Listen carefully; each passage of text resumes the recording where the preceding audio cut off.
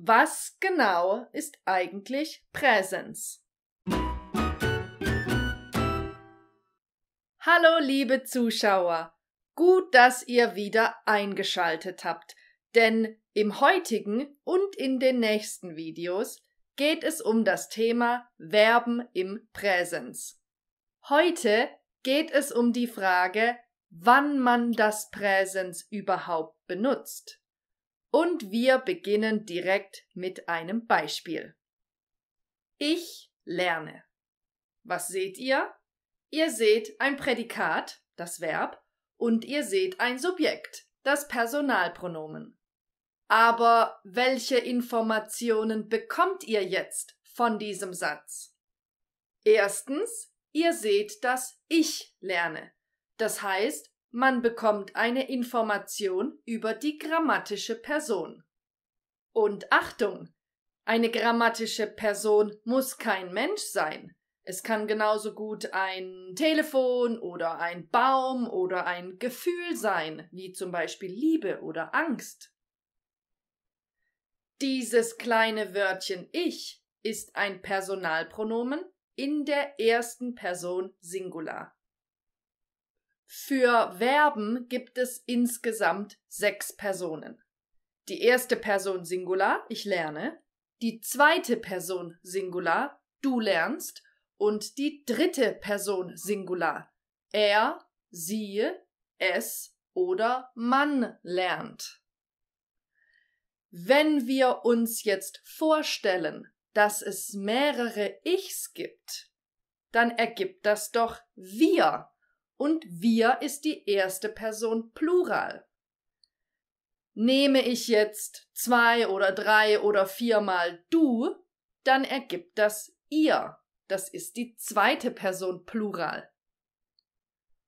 Und stellt man sich vor, dass man er, sie und es zusammennimmt, ergibt das die dritte Person Plural. Sie lernen. Das benutzen wir übrigens auch für die höfliche Form. Singular bedeutet auch Einzahl und Plural bedeutet Mehrzahl. Die zweite Information, die ihr von diesem Satz bekommt, ist die Zeit. In der Grammatik nennen wir sie Tempus.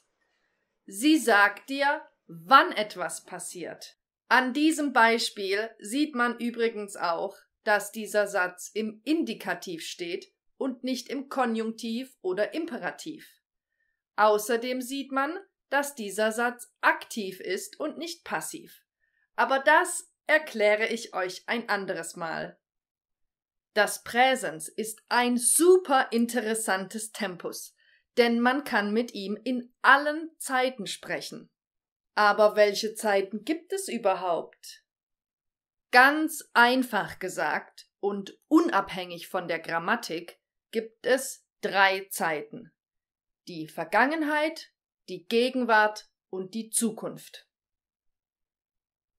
Fangen wir einfach mal in der Gegenwart an. Das ist das Jetzt, in diesem Moment, an diesem Tag, in dieser Woche, in diesem Jahr oder sogar in diesem Jahrhundert.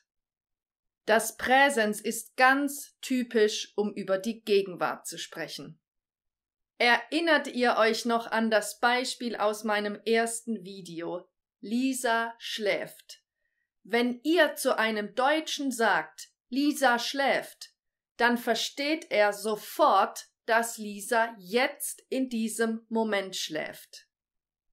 Wenn ihr sagt, dass Lisa Biologie studiert, dann verstehen wir sofort, dass sie Studentin ist. Was wir im Deutschen nicht haben, ist eine Verlaufsform, wie zum Beispiel im Englischen I am working oder im Spanischen estoy trabajando. Das existiert nicht im Deutschen. Wir können sagen, ich mache gerade etwas oder ich mache in diesem Moment etwas oder ich mache jetzt etwas. Für uns ist das Präsens aber auch ganz typisch, um über die Zukunft zu sprechen.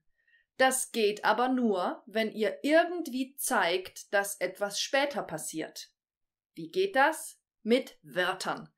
Ihr könnt sagen, ich lerne später oder ich lerne nächste Woche oder in 2 Monaten oder in 5 Jahren, obwohl das ein bisschen spät ist. Schaut euch mal diese Beispiele hier an. Wasser kocht bei 100 Grad. Hunde bellen und Katzen miauen. Eine Woche hat 7 Tage. Jetzt meine Frage, wann passiert das? Es passiert immer. Wasser kocht immer bei 100 Grad, egal ob es dunkel oder hell ist, ob es Winter oder Sommer ist. Hunde bellen und Katzen miauen. Das haben sie schon immer gemacht und das werden sie wahrscheinlich auch in Zukunft noch machen. Und eine Woche hat 7 Tage. Jede Woche, jedes Jahr, oder? Das heißt jetzt, Dinge oder Situationen, die immer wieder passieren und immer gleich sind, wir sagen im Deutschen allgemein gültig, die benutzen wir auch im Präsens. Aber wie kann man mit dem Präsens über die Vergangenheit sprechen? Kennt ihr das, wenn ihr jemandem erzählen wollt, was euch Tolles passiert ist? Das sieht dann ungefähr so aus. Ich muss dir erzählen, was mir gestern passiert ist. Ich komme aus der Vorlesung, steige in den Bus und was liegt auf meinem Sitz? 5 Euro! Ha! Natürlich ist das zu wenig, um es zum Fundbüro zu bringen, denke ich mir. Also, was mache ich? Ich fahre in die Stadt und kaufe mir ein super leckeres Schokoladeneis mit Sahne. Seht ihr? Wir sprechen über etwas, das in der Vergangenheit passiert ist, aber wir wollen, dass es so klingt, als wäre es jetzt gerade passiert. Macht ihr das in eurer Muttersprache auch? Man macht das übrigens auch bei vielen Witzen so oder bei Biografien von bekannten Menschen. Diese Form heißt historisches Präsens. Wir benutzen sie aber lange nicht so oft wie das Präsens für die Gegenwart, für die Zukunft und für Allgemeingültiges. Das war's schon wieder für heute. Schaut euch auch unbedingt die nächsten Videos an, denn dann erzähle ich euch alles über regelmäßige und unregelmäßige Verben im Präsens. Wenn ihr Vorschläge oder Wünsche für ein Video habt, dann schreibt sie mir in die Kommentare. Oh, und vergesst nicht, meinen Kanal zu abonnieren. Ich sag Tschüss, bis zum nächsten Video. Eure Julia.